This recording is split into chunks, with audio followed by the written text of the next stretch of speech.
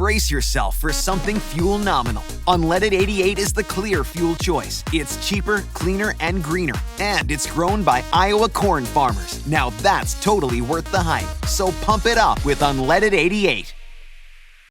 When you need mealtime inspiration, it's worth shopping Baker's, where you'll find over 30,000 mouth-watering choices that excite your inner foodie. And no matter what tasty choice you make, you'll enjoy our everyday low prices, plus extra ways to save, like digital coupons worth over $600 each week. You can also save up to $1 off per gallon at the pump with fuel points. More savings and more inspiring flavors make shopping Baker's worth it every time. Baker's, fresh for everyone. Fuel restrictions apply. Your mom is a podcast. Your mom is a podcast. Your mom is a podcast. Your mom is a podcast. Hello and welcome to Your Mom is a Podcast. In this very special podcast, your mom. You know what? Your mom's a podcast. Yeah, Your Mom's a Podcast. Here we interview incredible people and their moms to be like, excuse me, how did you do it? I'm Sandeep Parikh, you're Milana Weintraub. and we're both two LA-based comedians and actors, and we're also new parents, and we need help. So we're going to talk to people who are incredible and inspiring and change the world, crack us up, all of the above. And learn to be better parents, and also learn to have some compassion for our parents. Yeah, who maybe did some things a little wonky or a little perfect, because look at us, we turned out to be perfect people. So welcome to Your Mom is a Podcast.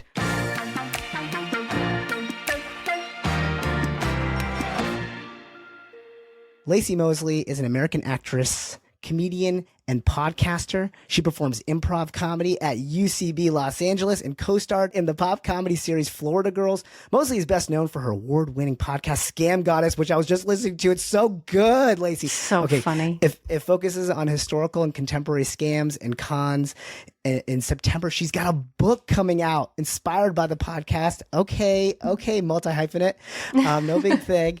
It's titled Scam Goddess, Lessons from Life of Cons, Grifts, and Schemes. That's not it, you guys. Recently, Laci was featured in HBO's A Black Lady sketch show and the iCarly revival series.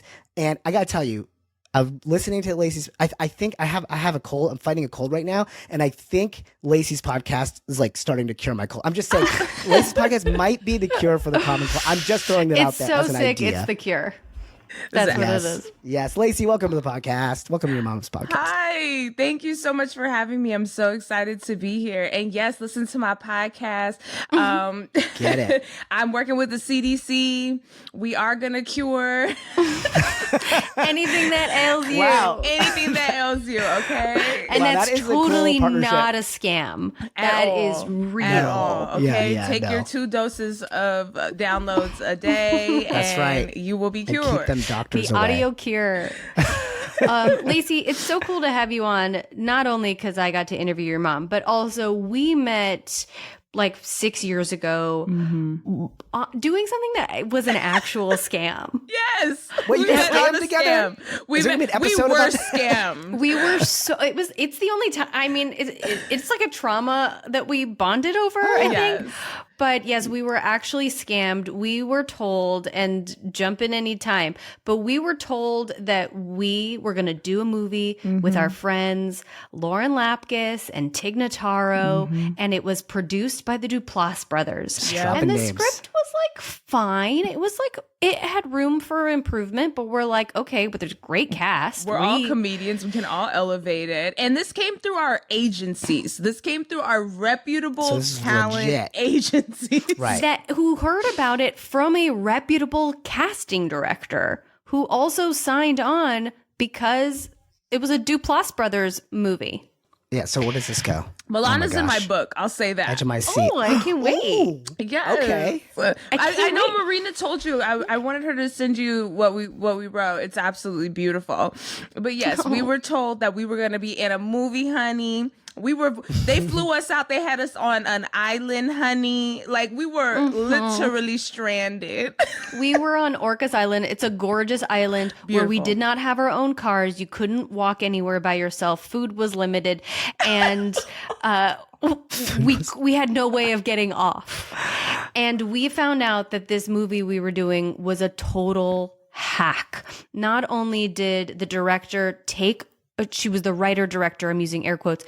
Not only did she not take the Duplass brothers. it No. had She photoshopped. So basically, the Duplass brothers had this like a hometown hero contest where you could send in a script and then they would be like, "Oh, if you win, like we'll support you or whatever." and we'll give you like $1,000 or maybe $5,000. Sure.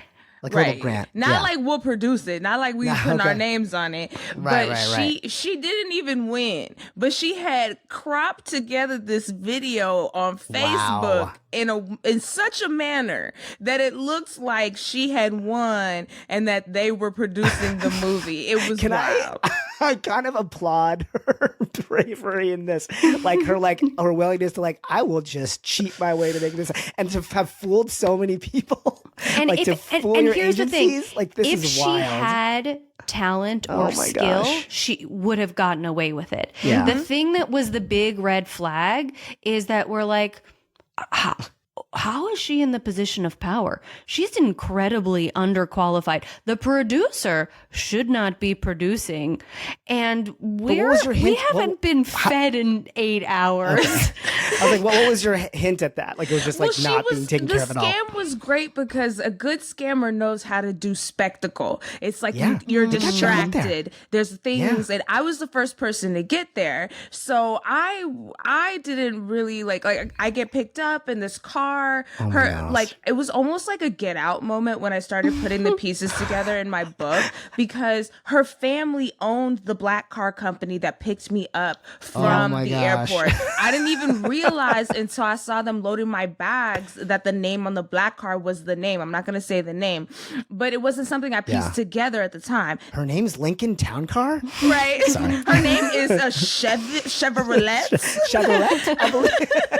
And then I get to this beautiful mansion they have on the water. I sit on my first Japanese toilet. It's warming up. It's giving me music and vibrations. It's like, hello, Laci, put your booty on this. I was like, oh, my booty hole never had this kind of experience. Spa treatment for the bum hole. Yeah. And so I'm not really noticing the cracks yet. And it really wasn't until Milana came and I saw her, because she is a fantastic director, as everyone knows, and actress and performer, and also she's gorgeous. But she came and she's a boss.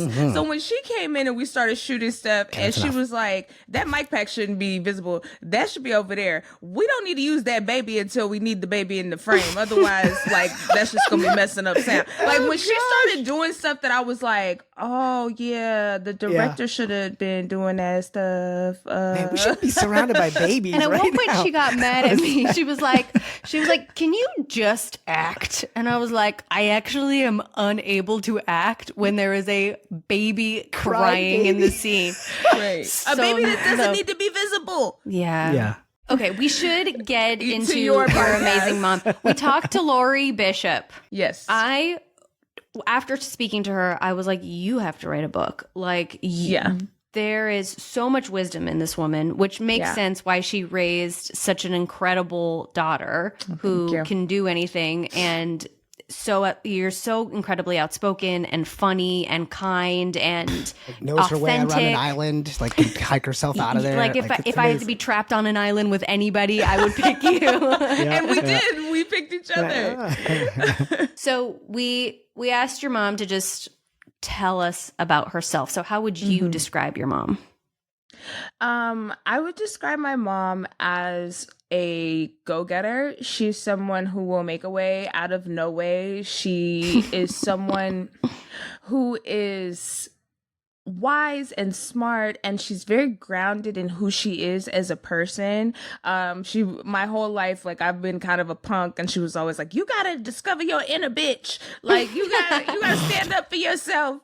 And also, she is a giver. My mom is the type of person who is going to show, I can't tell you how many funerals my mother has paid for. I can't tell you how many visits. My mother taught me how to help people when they were grieving. She would say that, when you lose somebody, in the beginning, there's so much to be done. You know, you have to arrange services, you have to get their life in order, whatever bills need to be paid, whoever needs to be notified, all of that keeps your brain busy.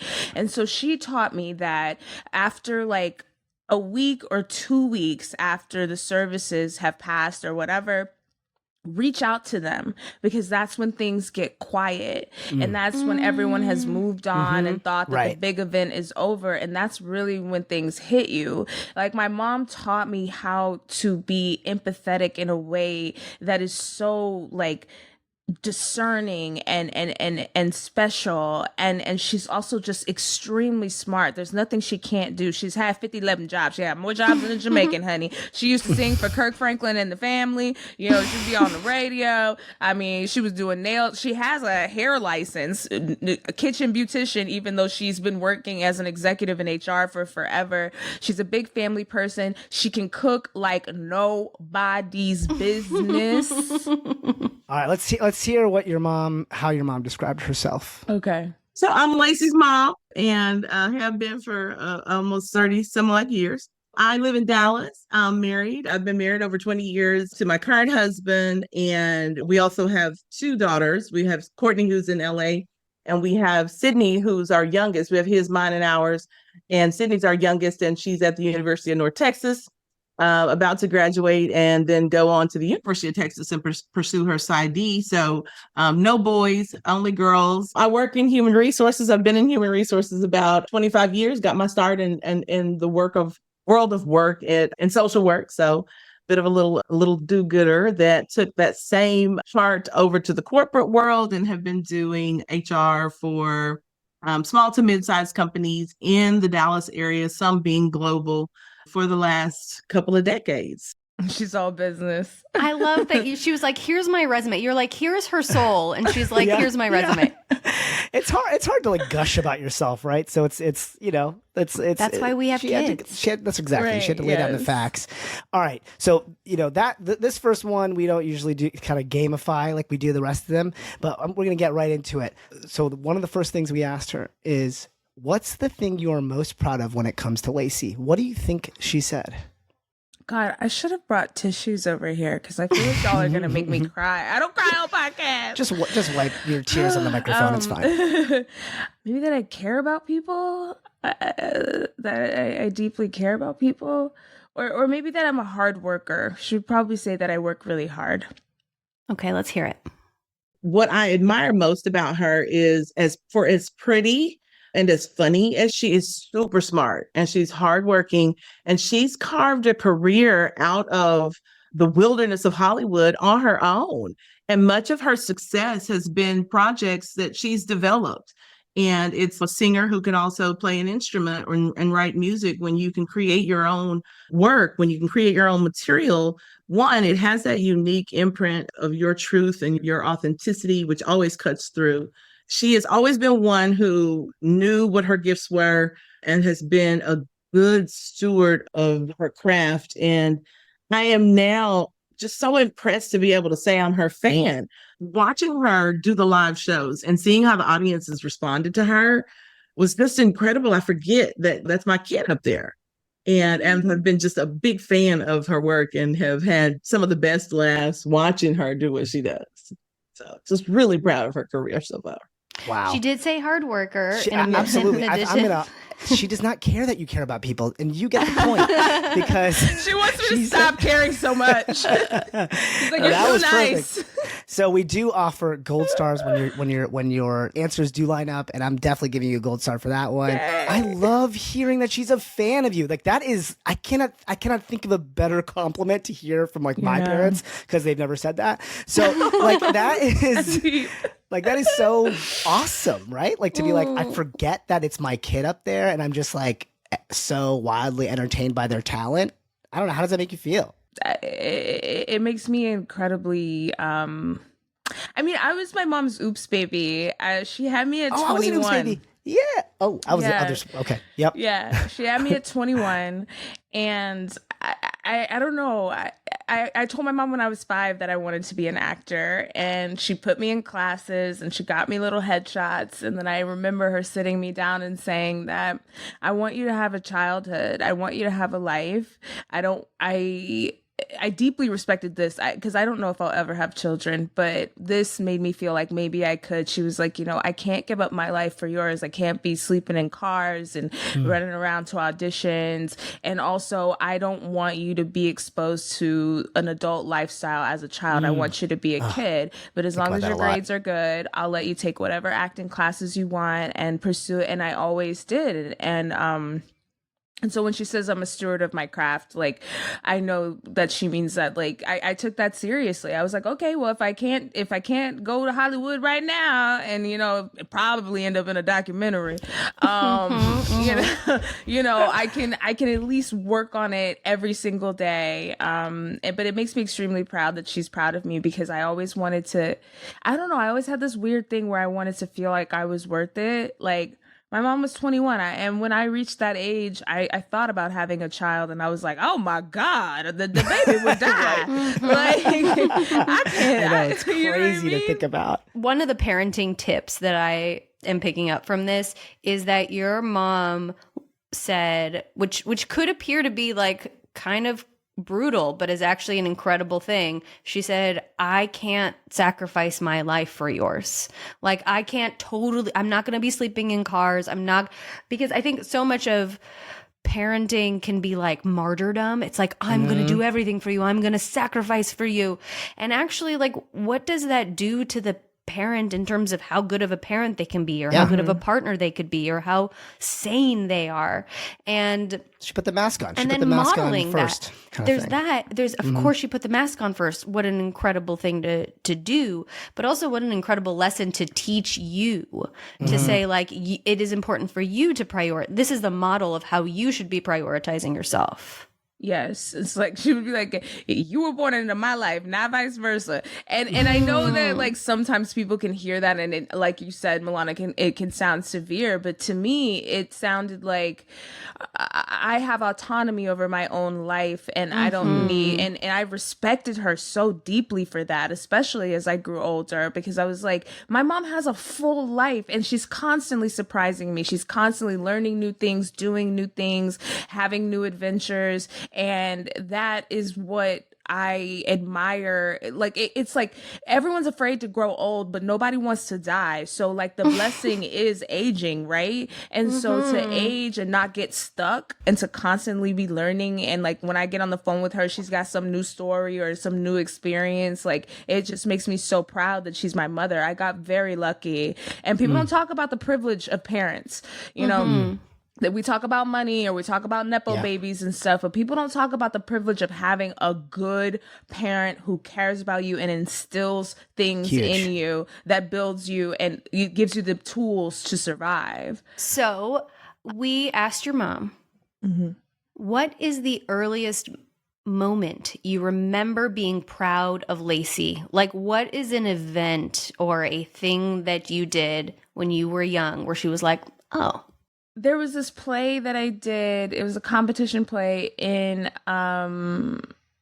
high school where we did Blythe Spirit, and I played Madame Arcady, and I ended up winning awards for it when in the competition, even though our show didn't move on, which was devastating. Normally in competition plays, like, when someone wins Best Actress, your show moves on to state. So we were all so excited that I won Best Actress, because, like, we're like, oh, we're gonna move on to state. And then we went to adjudication and got ripped apart, and they were like, I can never forget this. The adjudicator, he was like, it was like you guys had a quarterback with a rocket for an arm and no one could catch. And I was like, it was the weirdest, saddest bus ride home. But I remember my mom coming to that play and laughing and having a great time. And she had brought my auntie Alexis. So I'm going to say that, but I don't know. So we'll see. Wow. So how old were you?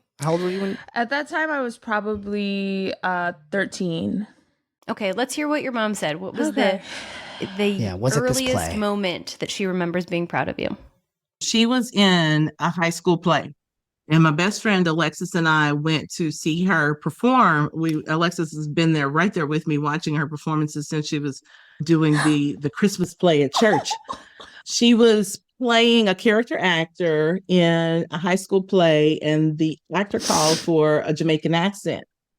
And it was a role that I could clearly see had expanded with her ad-libbing. And she was completely captivating and hilarious.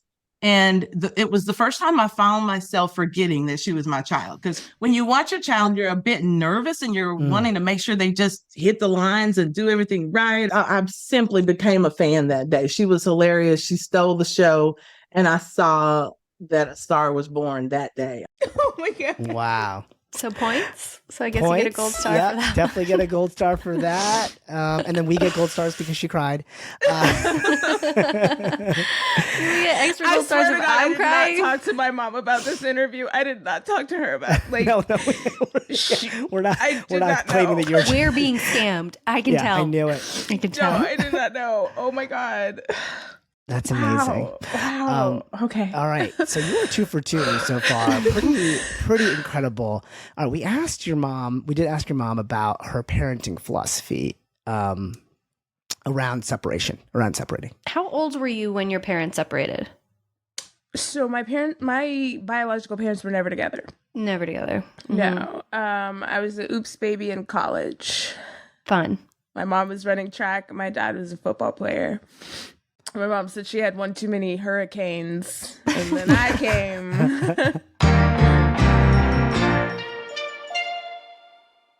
Brace yourself for something fuel nominal. Unleaded 88 is the clear fuel choice. It's cheaper, cleaner, and greener. And it's grown by Iowa corn farmers. Now that's totally worth the hype. So pump it up with Unleaded 88. When you need mealtime inspiration, it's worth shopping Baker's, where you'll find over 30,000 mouth-watering choices that excite your inner foodie. And no matter what tasty choice you make, you'll enjoy our everyday low prices, plus extra ways to save, like digital coupons worth over $600 each week. You can also save up to $1 off per gallon at the pump with fuel points. More savings and more inspiring flavors make shopping Baker's worth it every time. Baker's, fresh for everyone. Fuel restrictions apply.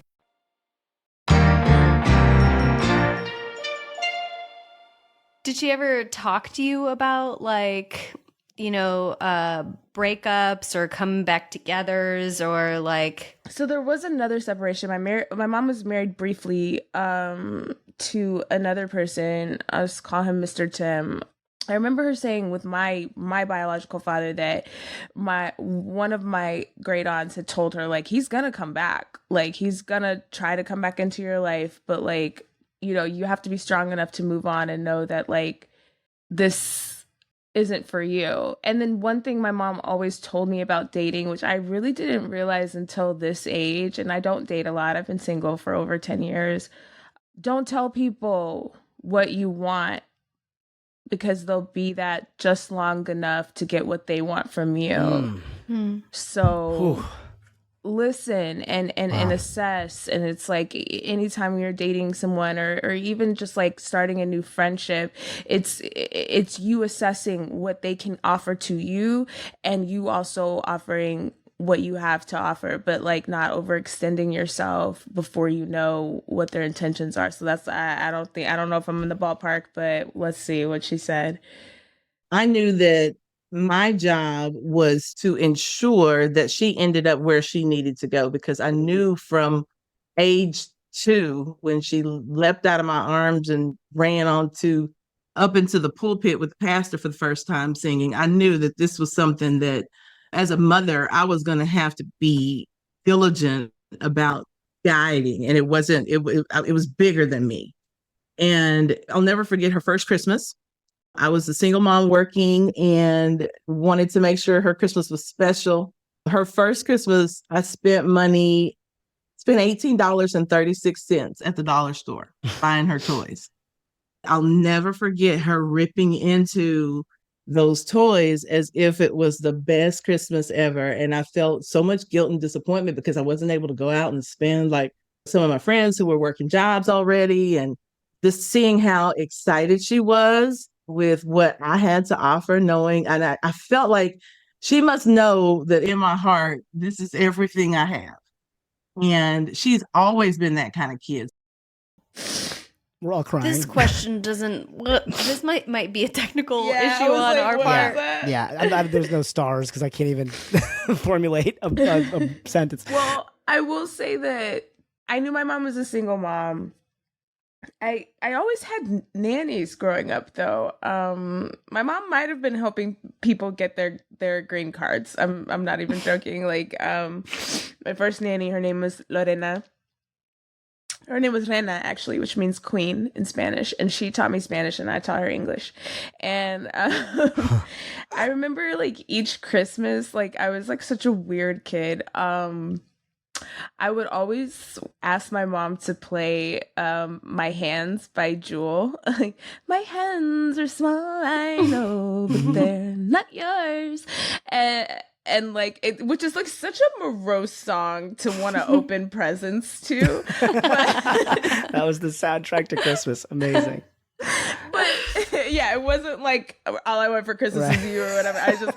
But it was like I always wanted to be grateful, like you know, like and know that time is a grateful time, and know that not everyone has what I have. And it's crazy that my mom said it was $18.36 because I would have thought it was like hundreds of dollars, thousands of dollars, because like I was just happy to like, I don't know, like my mom always she has this way of never, and sometimes it pisses me off. She has this way of never showing what she's actually going through. And now that I'm an adult, she's more open with me. Right. But when I was a kid, it was like, I never felt unstable. I never felt like the bills weren't going to be paid. I never felt like the Christmas was $18 because my mom just was so fortified. Also, just you speaking to like her fortification, like it sounds like she really, because I've heard this a lot too. It's like, yes, you want to be open and vulnerable, but you also don't want to lay your problems on your children when they're at an age that they can't really like take on the weight of those problems. You know, it sounds like she wanted you to make sure you had the space to be a kid, you know, to like play and to learn and to try things out and not be burdened by, you know, the stuff that she was going through. That's incredible. I mean, just reminds me to do that for my own kid, honestly. She wanted you to like feel abundance anyway. Mm-hmm. So she's like, this kid is going to care about getting a lot of things to open. So I'm going to go get a lot of $1 things to open. You know, like it was so meaningful that she remembers the number. Yeah. Mm-hmm. Yeah, that's wild. That's huge. I never would have known. And I think that should have been the question, by the way. It should have been. I mean, how much money did she spend on her first Christmas? But I also think that abundance is something that I've carried throughout my life. I am constantly confronted with this, still to this day. Like right now, as I'm like producing something I can't talk about just yet, but as a dark-skinned Black woman, you know, people make a lot of assumptions about my capabilities and about my wants and my expectations, and they expect me to expect less or to take less. And my mother never raised me to take less. You know, it's like I had to get to a point in my career where I no longer ask questions when it's something that I need. I make statements. And I make collaborative statements because I don't want people to feel offended or upset. So it's like, if I'm in a makeup chair, which I've been in many times, and like there's movies out there, honey, go on Netflix, you can see me playing a bride with no makeup on my face. That's the favorite thing of a makeup artist who don't know how to do Black people, is like, you have such gorgeous skin. We don't have to do anything to it. I am a bride. You sit me over here with some setting powder and great lash, I'll kill you. Like, but like I had to learn, instead of being like, can you do this or can you do that? I would be like, let's fix this eyeliner a little bit. Let's warm my face up a little bit. Let's do this. Let's do that. It's a collaborative statement, but it's also not a question. It's like, you're going to do it. Let's do it together. Yeah. And I had to learn how to navigate in this body, but also accepting and knowing that I deserve the best. But I got that confidence influence from my mother and also from my grandmother, because when I was a kid, my grandmother convinced me that only Black people were good at things. Like, I grew up a Black supremacist. She was like, only Black people can sing, only Black people can dance, only Black people can and do math and science. Like, and I remember the first time that was broken for me was when I heard Christina When you Aguilera. met me. Yeah. Oh. Milana, also honey, but you taught me some things too. You and your mama and y'all's little hotel scams and stuff, like, you are a hustler, and that's why I love a hustler spirit. That's true. But I remember I heard Christina Aguilera sing "Genie in a Bottle," and I was like, Grandma, I think I was like 8. I was like, Grandma, she not Black. Why can't she sing? Well, because she learned from Black people. Right. And I realized she wasn't doing that to be some kind of, like, I don't believe that you can be racist if you are not in a position of power. You can be prejudiced, but you can't be racist. But I realized that she wasn't doing that or saying those things to me because she was anti-white people or anti-anybody else. It was that I couldn't see myself in billboards or in magazines. I couldn't see myself anywhere. So she instilled in me that we were special. And I took that with me my entire life. So my mom, giving me lots of tiny gifts, and I don't care the price. It just made me feel like I was special and I was worth a lot of things. Yeah. Man, do you just drop in little nuggets of wisdom and then just like blow them by them like they're no big thing? Like that was amazing. No, it's really true. We are always, actually, Sandeep, you've said this to me before, and I really believe it, that, words are spells. That everything you say, you are casting a little spell in like a woo-woo affirmation way, but especially with children. When, I remember my mom telling me at a young age that I'm really good under pressure. Like I was like, doing gymnastics and like, doing auditions. And there were times where I had all this homework and I couldn't do it and she was just like, you're good under pressure. Yeah. Actually, if you have a test the day after you have gymnastics, you always do better because you're focused and you're disciplined. And that stayed with me, that now when things are hard, I know that I shine. And whether that was true then or not, it didn't matter. Like, it became something that I believed about myself enough that it mattered. It was an incantation. Like my brother would always say, you're a leader. You're a leader. And I think it was because I was like, I was short and I was going to be the shortest kid in class and the scrawniest kid and the only brown kid in New Hampshire and all these things. And so he just kept telling me over and over again, you are a leader. And that really stuck with me. Let's move on to our next question. We asked your mom, what makes a great parent? Oh, I think what she would say is getting to know your children and giving them what they need specifically and encouraging their gifts, but also being aware of their weak points. And trying to build up their confidence and their agency as human beings, and also ensuring that they can be independent without you. I don't know what she said. Let's hear what she said. Let's see. Patience for sure. You've got to know that they're not children. They're just small adults. And the sooner you communicate to them like adults, the better the relationship will be. I never babied my girls. I tried to make sure things were age appropriate, but I tried to always tell the truth and be direct with them. You have to have love beyond any kind of love you've ever understood, because Lord knows these children will say things to you that it can be heartbreaking from time to be so misunderstood as a parent. And every mom out there that's had a teenage child, especially a daughter, will get that. But forgiveness. And so you forgive them because you know that in order for them to be adults and to be self-actualized and independent, they have to break up with you. And being prepared for that breakup. That scares the crap out of me, the breakup idea. It's part of also what makes us have to be super present with our kids. Like knowing that this moment is temporary. Even, and Sandeep, you and I think have talked about this, but when you like look back at your kids even 6 months ago or a year ago, and you're like, oh, then they didn't know this word that now they say all the time. Right. Or then they didn't have this need that now that they're evolving constantly.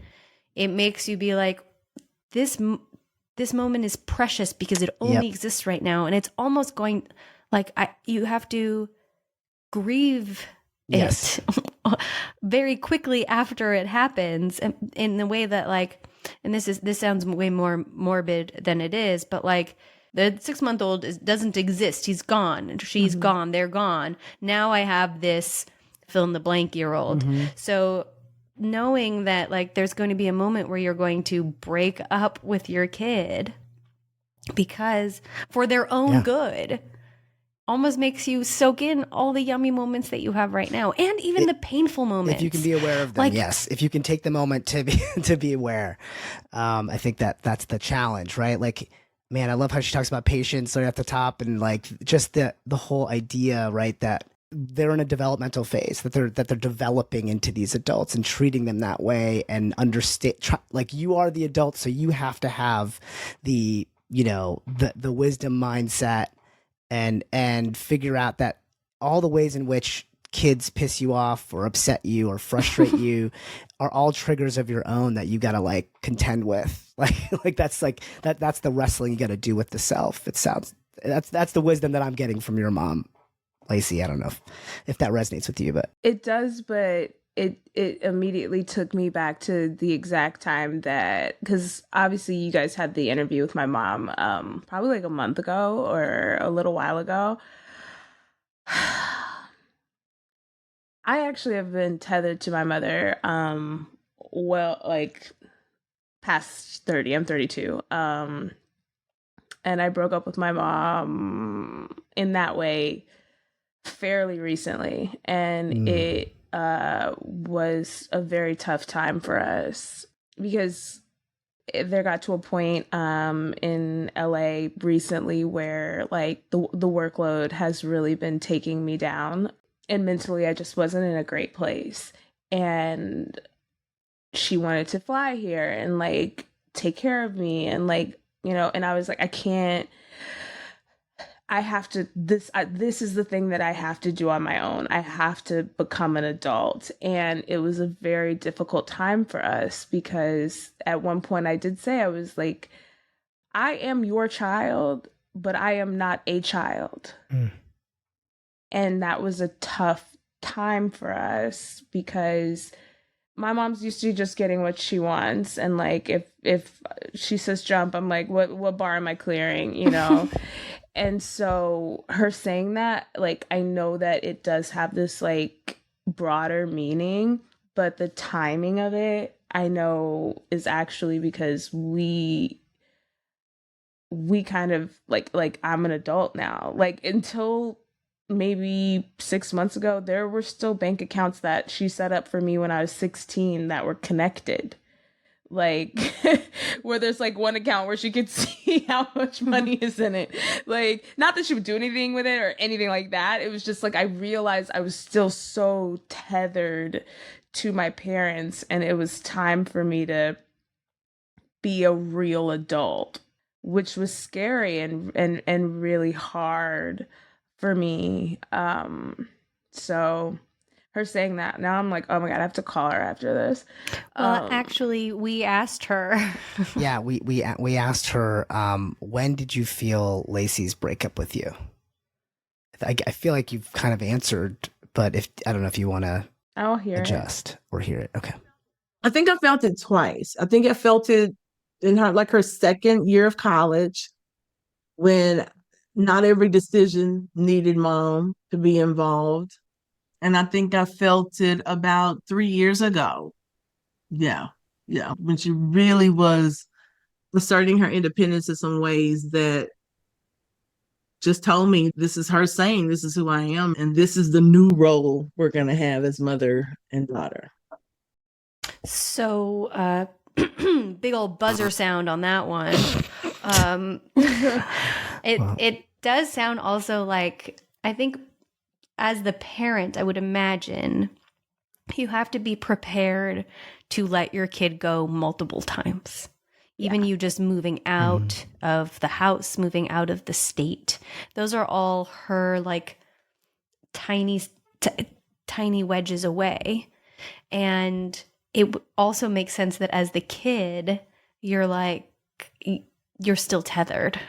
Yeah. Like, and when she's talking about in college, it was that I came home for the summer and I think I was home for maybe 2 weeks. And, my mom likes to get up early. Like, if I hear Whitney Houston or Anita Baker, we cleaning.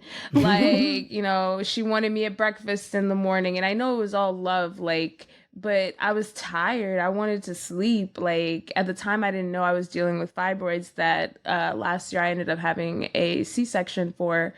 So I was just tired all the time. And I couldn't take living at home after being able to create my own rules, because my freshman year of college, like, if I was out like with my friends and we were at a party and my mom called and was like, "Where are you?" And I was like, "Oh, I'm out." She was like, "You need to go home." And I would go home. I went to college in Pittsburgh. She was in Texas. And she'd be like, "You need," like, my friends, my best friends from college have a joke about me because like we had gone to this after party at this frat house and my mom had called me and was like, "You need to go home. Like, you don't need to be out there. When the party get good, go home. I don't want nothing bad happening to you."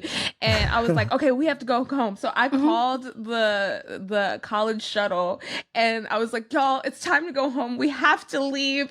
We have to go home." My mom said we have to leave. And some of my friends stayed because they're like, "Girl, what you talking about?" But after that, they were calling me the church lady because they were like, "You called the church bus and was like, everyone on the bus right now. There's sinning happening here. We have to go." And so when I went back home my sophomore year for the summer, I was like, I can't live here. Like, I went back to Pittsburgh, I got a job, and I just lived there. And I never moved back after that. I've never lived at home after like the age of 18, pretty much, because I graduated when I was 17. So like past the age of 18, I never lived at home again. Like, it's like as I get older, I learn like the cyclical nature of everything and like the things my parents were trying to tell me. So Yes. yeah, breaking up with them it was hard, but I feel like our relationship is even better now. Well, we asked your mom if she's ever talked to you about this. So let's see what she said.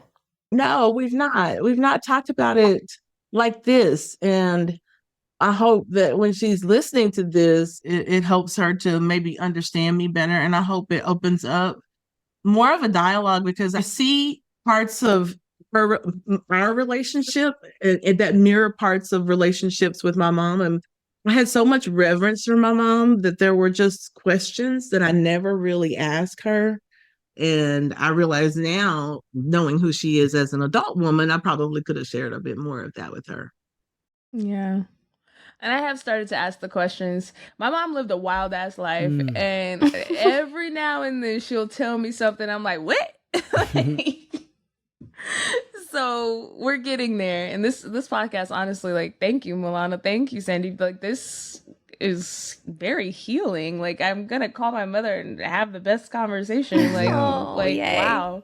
Good. That's the That's hope. the That's the dream. hope. That's what we're. But now I want to hear about your mom's wild times. I'm like, oh, we should do a reverse version of this podcast. We call her back. Your daughter's your podcast. Hey, we have some follow-up questions.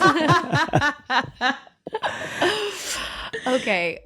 We asked your mom, how do you define success? How do you think she defines success? I think my mom would define success as community, family, being comfortable financially, and just being surrounded by people who love you, that you love back. Those are all great answers. Let's see what she says. For me, it means doing what you were designed to do. We all have a vibration, and I think it is at its highest when you're doing what you were designed to do. And you can see it. It's those people who instantly captivate you because they're doing what they were put here to do. They're truly living in their purpose. And that doesn't have anything to do with money or fame. It's just when you're doing something that gives you as much joy as breathing almost. And that's what you're doing, Laci. I mean, 100%. I'm curious what was going through your head when you were kind of like, wait, she said it doesn't have anything to do with money or fame. I've been feeling very lacking lately. I know that I have achieve the things that people pray for, that some people will see, some people won't. Every good thing is happening to me, and I am absolutely terrified. I haven't had any room or space for joy because I'm just so scared. I was actually telling my therapist this. I used to think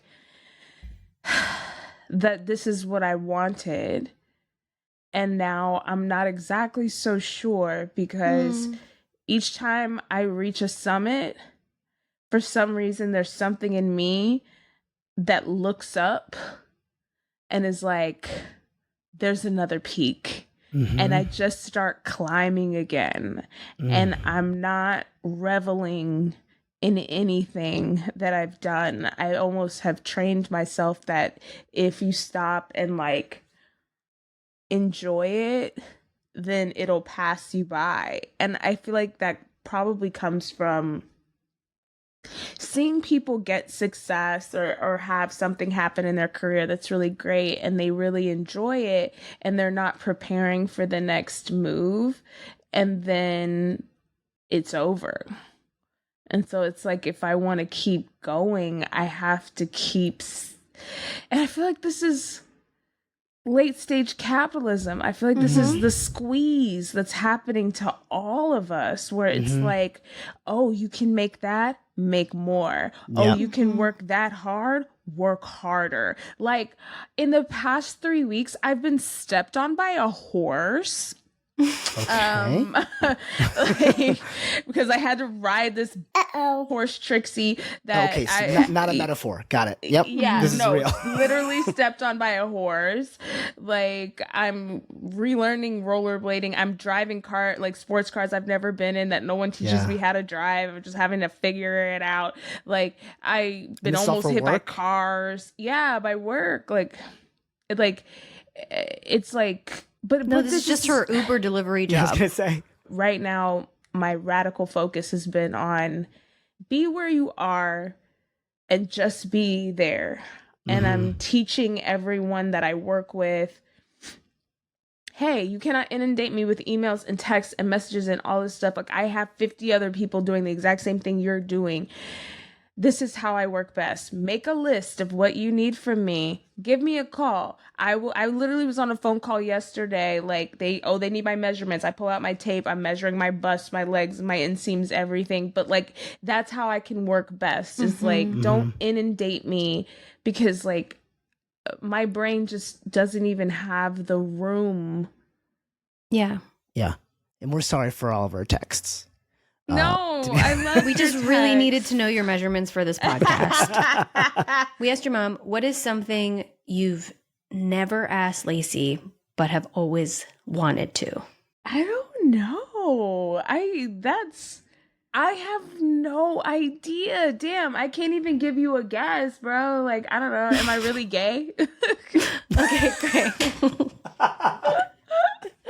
All right, locking Let's that in play as the the tape. answer. Let's play the tape. What do you need from me? Because I really feel like she has been open in a way recently that makes me rethink maybe what I thought she needed. So I would love to know more about just what she needs now as Laci, the adult who is on the precipice of all this incredible success. Yeah, I just think about that when you talk about feeling like you're on an island and you actually have so much support. And is there a way for you to be voicing, just there's so many like landlines coming from the island that you think you're on that are happy to show up for you. Yeah. There are so many people that are like, tell us what you need. Yeah, it's not that I don't feel supported or like I have community. It's just that the community is through the cellular device, It's not like I can just show up. Like, the reason I haven't moved from this over expensive like corporate building that I live in is because my neighbors are like I'll be out on my balcony and my neighbor John will yell up like, what y'all talking about up there? Or I'll go down there and we'll hang out. Like, it's like Huge. it's like being in person. When I was in Brooklyn, and shooting in Brooklyn was the hardest because it's all on location. It is insane. I've met the most insane people. We've had to move locations, do things, like it's crazy. I called my mother and my father. They were in bed together, and I told them I wanted to quit. I was like, I don't think I'm built for this. I thought that I had practiced and that I could do this. I was like, I'm so tired of telling people the same thing 17 times. I'm so tired of like fighting all day, every day. I'm tired of having my head on a swivel because y'all gonna let me get hit by a bus. Like, I learned early. I got thrown into the Pacific Ocean with no life jacket on a shoot once, and I was like, these people will let you die. Like, you're not safe because there's cameras and there's a set. Like, people will let you die, and people have died.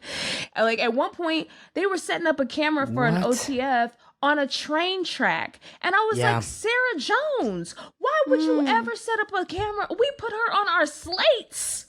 Why would you ever set up a camera on a train track? Like, so it's just like being so hyper vigilant. I was like, y'all, it's taking me down. And so I called them, and they just built me up. And that's all I've ever needed from my mom, is to just do the thing, to be like, you're okay. Everything is fine. You can do this. And she does that. And so she's already given me way more than I could ever imagine a parent could give someone.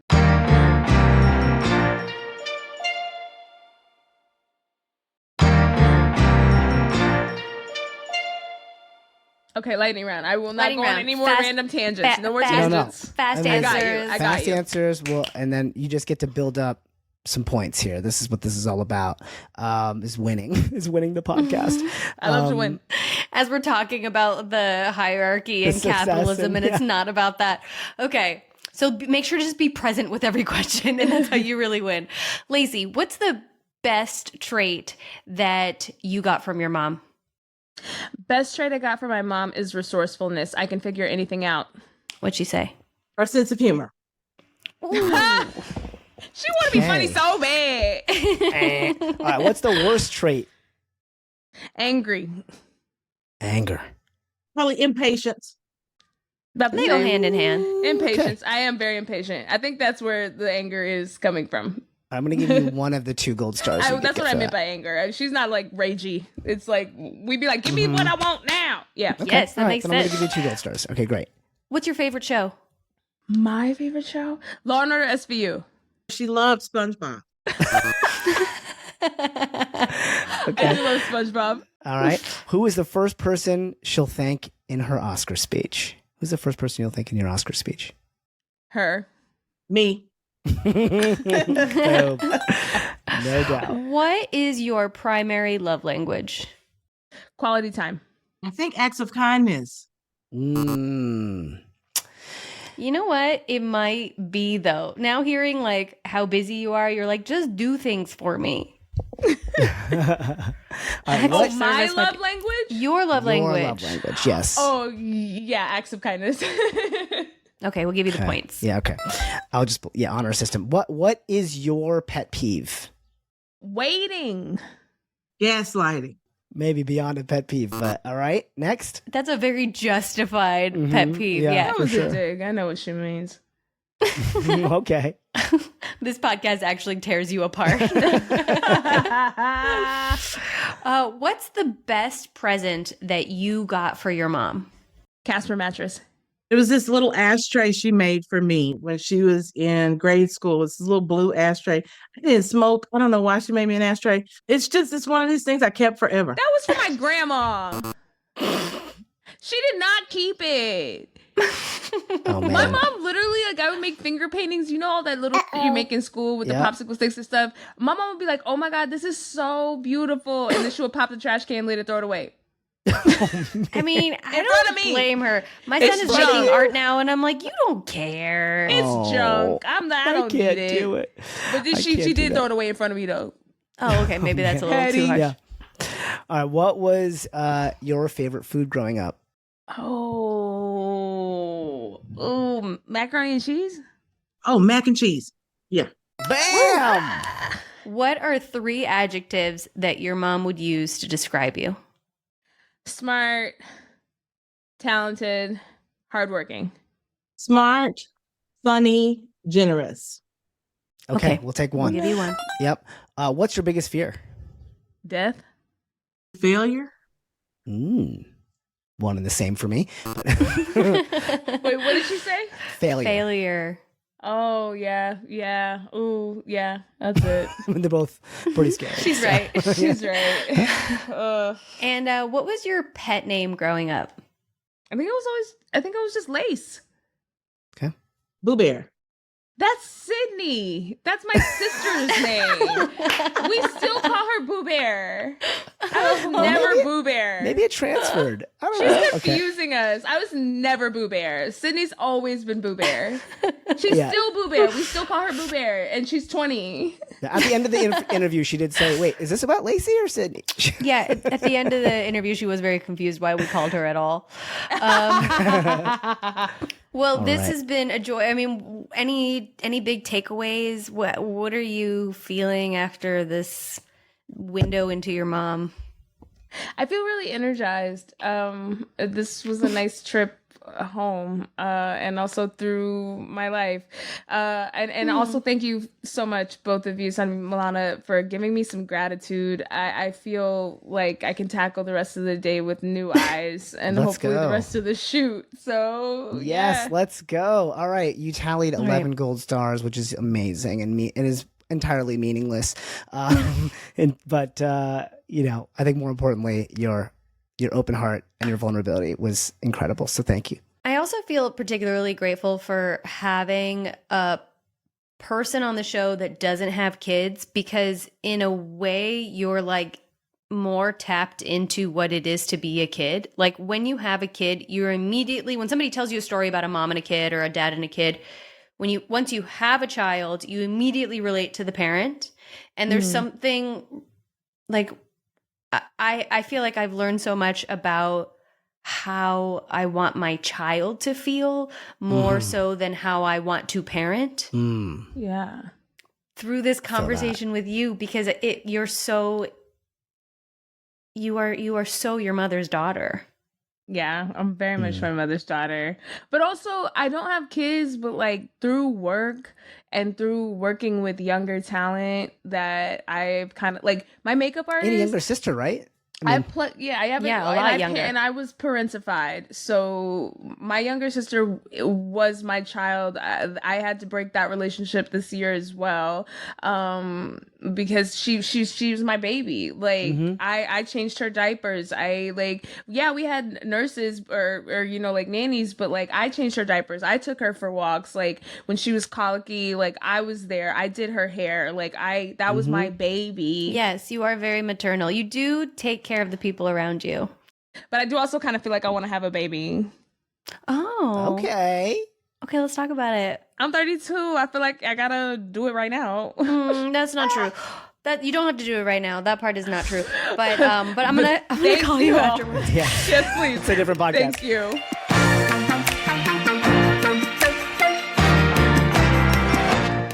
Your Mom is a Podcast is hosted by Milana Weintraub and Sandeep Parikh. It is executive produced by Milana Weintraub, Sandeep Parikh, and Stephen Hine. Editing and sound design is by Sean Marr. Music by Matt Friedman. This podcast comes from F and Funny Productions and Story Mill Media. Be sure to follow the podcast on Instagram and TikTok at Your Mom is a Podcast.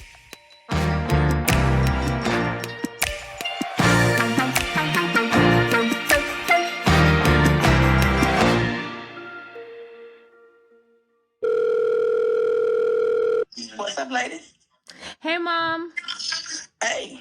I'm on the podcast right now with Milana and Sandeep. Okay. I want to say, like, this was a really transformational show. Like, I cried a lot, and your answers were really beautiful. And I just want to thank you so much for being such an excellent parent and, like, really, like, the best mom. Thank you, sweetie. And if you were ever wondering what I need from you, you have given me everything that I need. And every time that we talk and you give me advice and you help me through difficult times, like you really have like been wonderful. And I can't believe how many of our answers were similar because they had me guess sometimes before. And there was one that was like when you really like saw that like Laci like, you know, like was a talent. And I guess that it was that play Blythe Spirit when you came with Alexis. Yes, and it was.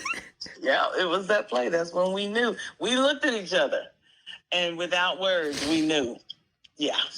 Yeah, man, Mom. This actually, I needed this right now because, you know, we're about to go to Miami and I'm about to be back deep in the work. And I know I called you in Brooklyn, ready to quit. Thank you for you and Daddy, like, bringing me back up. I feel a lot of gratitude right now and a lot of joy. And I miss you and I love you. And I'm going to get home as soon as possible. Good. I love you too, sweetie. And that's our job. We have to hold you up. You're out there doing great things. Laughter saves lives. We don't know how many times people have listened to your show and seen you do a performance, and it transforms lives. I am a very firm believer in the power of laughter, and I've seen you do it live. I've seen you do it on your shows, and you've earned these moments. So your grandmother would be so proud of you. Oh my gosh, she would just be beaming with joy if she could see all the amazing things you've done. Thank you, Mom. You're welcome, darling. I love you. I love you so much. And be good out in them streets because you know somebody gonna tell it. Okay. They call me and tell me if they see you and you ain't got enough clothes on, or, you know. Oh, Lord Jesus. Okay. I'll call you back soon. I love you, Mommy. Okay, darling. Love you. Be good. I will. Okay. Bye-bye. Bye.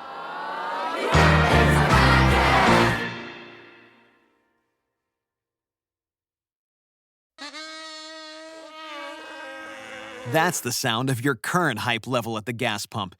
But brace yourself for something fuel-nominal, because Unleaded 88 is about to take the hype to a whole new level. Unleaded 88 is cheaper, cleaner, and greener than regular unleaded. Plus, it's homegrown, making Unleaded 88 the clear choice at the pump and totally worth the hype. So pump it up with Unleaded 88, brought to you by Iowa Corn. When you need mealtime inspiration, it's worth shopping Baker's, where you'll find over 30,000 mouth-watering choices that excite your inner foodie. And no matter what tasty choice you make, you'll enjoy our everyday low prices, plus extra ways to save, like digital coupons worth over $600 each week. You can also save up to $1 off per gallon at the pump with fuel points. More savings and more inspiring flavors make shopping Baker's worth it every time. Baker's, fresh for everyone. Fuel restrictions apply.